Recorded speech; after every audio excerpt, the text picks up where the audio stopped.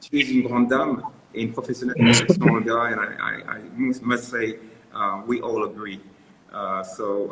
It's nice to have you here, and it's nice to have everybody here. So again, for the English speakers, I will be translating the responses from Olga. Comment as-tu fait face à la pandémie et à l'environnement effrayant de ces 2 dernières années? Comment la pandémie a-t-elle affecté le domaine des ressources humaines et quels conseils donnerais-tu aux entreprises d'aujourd'hui?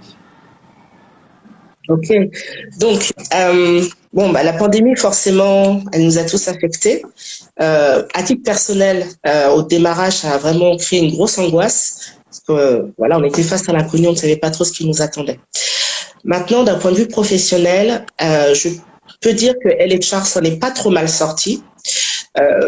Déjà parce que en termes d'organisation, nous fonctionnons déjà en mode remote. Donc, on n'a pas attendu la pandémie déjà pour fonctionner dans ce cadre-là. Donc, ce qui fait qu'on avait déjà mis en place un mode de travail qui nous permettait finalement de maintenir l'activité. Maintenant, concernant l'impact de cette pandémie sur le capital humain, les ressources humaines, il est clair que pendant cette période, on a été extrêmement sollicité. Là où beaucoup disaient que c'était beaucoup plus calme, beaucoup plus lent, nous, on a été extrêmement sollicités parce que forcément, les entreprises étaient en situation de crise, avaient besoin de conseils pour gérer justement cette situation qui avait un impact vraiment, que ce soit d'un point de vue économique, d'un point de vue santé et social. Donc, on a beaucoup accompagné les entreprises dans ce cadre-là et donc ça n'a pas été de tout repos. Donc, concernant le conseil que je peux donner aux entreprises suite à cette pandémie, je pense qu'il y en a 2.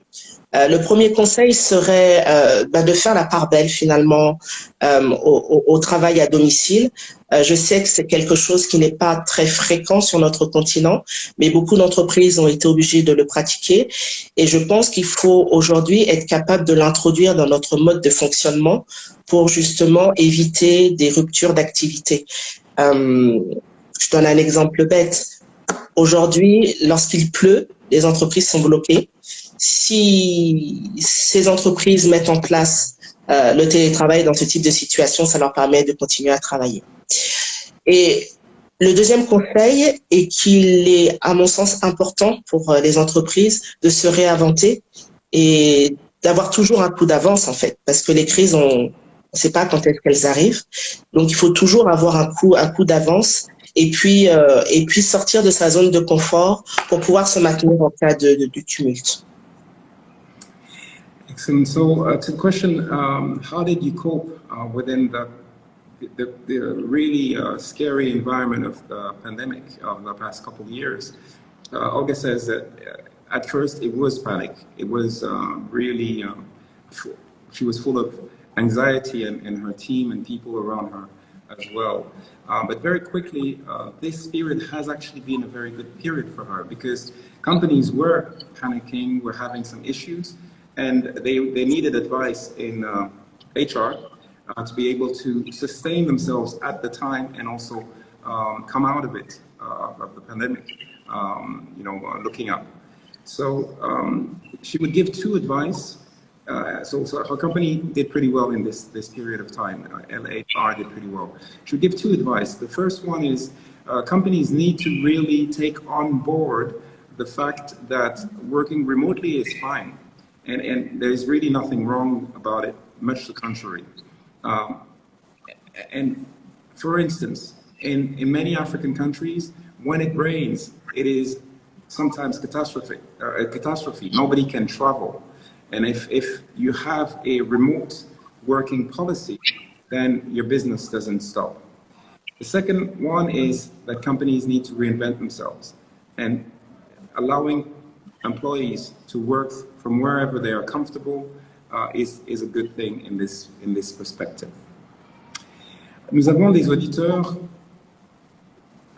dispersés à travers le monde, en Amérique, en Europe, en Afrique et même en Asie. Quels conseils donnerais-tu à ceux qui sont inspirés par ta carrière, par ce que tu as fait, conseils personnels ou professionnels?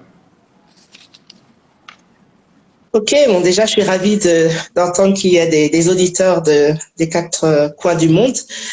Le conseil que je leur donnerais, que je donne souvent d'ailleurs aux personnes que j'accompagne, c'est qu'il faut trouver un équilibre entre sa vie privée et sa vie professionnelle. C'est ce que j'essaie d'appliquer autant que possible. Je pense que bon, le travail, bien sûr, c'est important pour se réaliser, mais la vie privée aussi, c'est très important. Donc, lorsqu'on parle de vie privée, on parle de famille, on parle de loisirs, on parle des amis, on parle de toutes ces choses-là. Il faut vraiment réussir à trouver un équilibre entre ces deux sphères et surtout ne pas se perdre, euh, savoir qui on est et réussir, on va dire, à naviguer entre tout ça, que ce soit la sphère privée et la vie professionnelle. Et c'est ce qui permettra vraiment voilà, de trouver un équilibre et de se réaliser. So what advice would you give to the people listening to you from literally for the four corners of the world?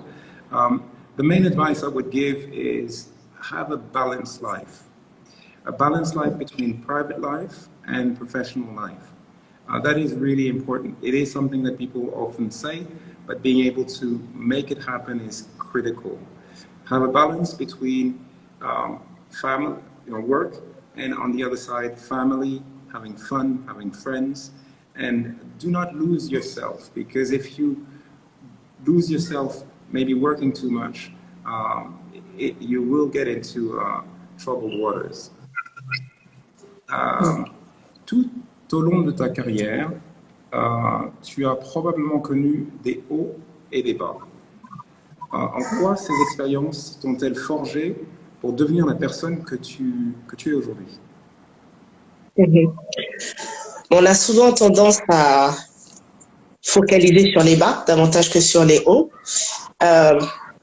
Les bas forcément parce que ce sont des étapes de la vie ou des épreuves que l'on rencontre qui sont pas agréables à vivre et qui nous amènent à nous remettre en question. Moi, en tout cas, la manière de gérer ce genre de situation, c'est forcément encaisser parce que ça fait jamais plaisir de devoir faire face à des situations difficiles.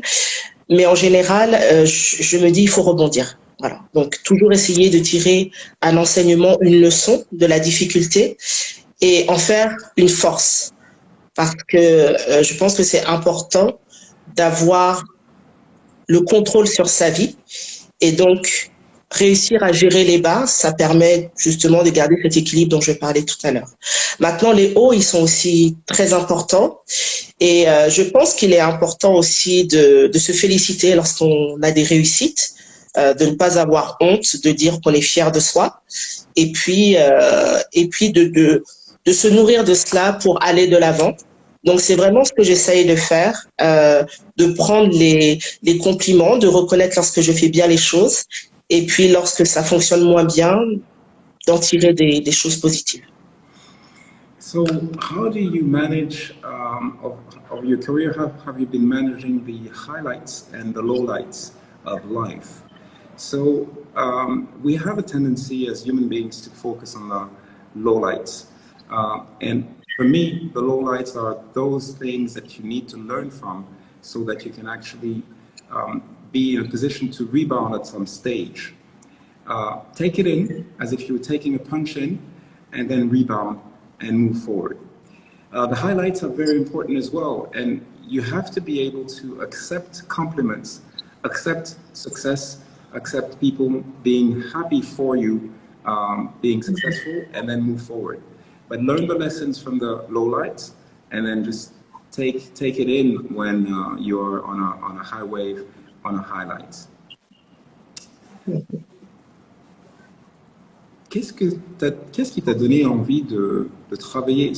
Tu as été formé comme avocat. Qu'est-ce qui t'a donné envie de travailler dans les ressources humaines? Ok, donc effectivement, j'ai suivi des études de droit. J'ai une maîtrise de droit en fait, droit du travail, droit social. Donc il a fallu bien entendu se poser la question au bout d'un moment de ce que je voulais faire. Et comme en général, avant de prendre une décision, tu l'as souligné tout à l'heure, je suis assez stratégique, je me suis beaucoup renseignée autour de moi pour voir en fait ce qui était un peu, on va dire, tendance. Donc j'ai parlé avec différentes personnes et puis il y a une personne qui m'a dit, écoute, les relations du travail, c'est quelque chose qui existera toujours. Voilà, ça existera toujours.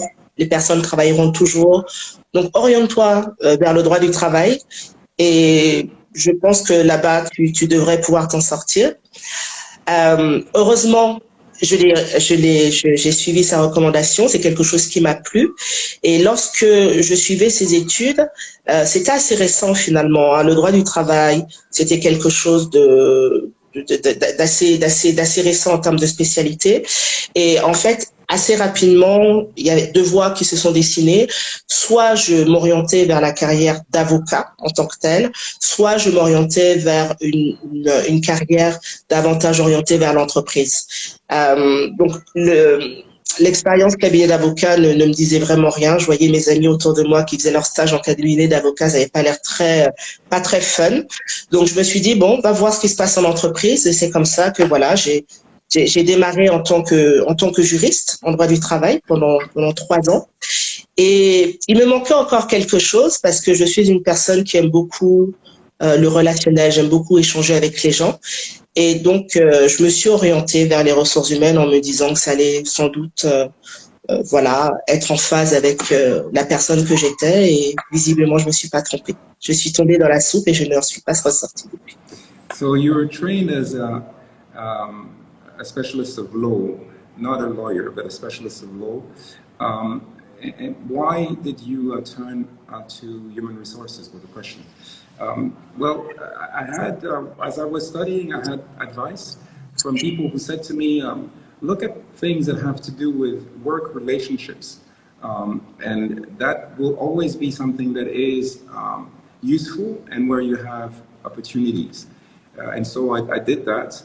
And I had the option of going into a company, a legal firm, and look at becoming a lawyer, but that really didn't fit with me, didn't make me tick. And therefore, I looked at the corporate world and naturally moved on to becoming a specialist in HR.